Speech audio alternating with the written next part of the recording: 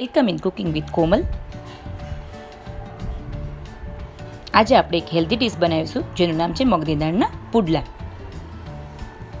જેના માટે આપણે 2 વાટકી મગની દાળ લઈશું, પાણીથી 2 કલાક પલાળી દઈશું.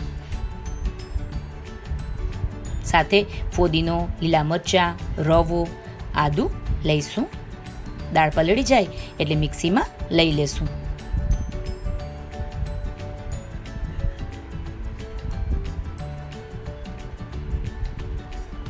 તેમાં લીલા મરચાં,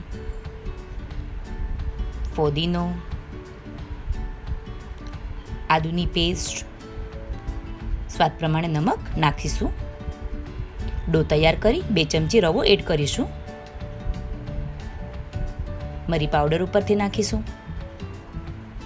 મિક્સ બરાબર ડો કરી લેશું જેથી પુડલું આપણું સરસ પથરાય.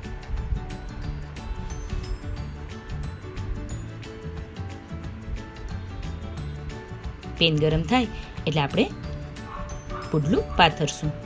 સરસ મજાનું પુડલું તૈયાર કરશું.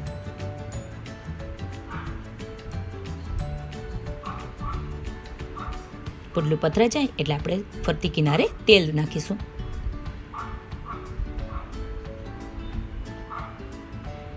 પુડલું તૈયાર થઈ ગયું છે, જેને આપણે લાલ મરચાંની ચટણી અને સોસ સાથે સર્વ કરીશું. જો ગમી હોય તો લાઈક કરજો, શેર કરજો અને સબસ્ક્રાઈબ પણ કરજો. Thank you.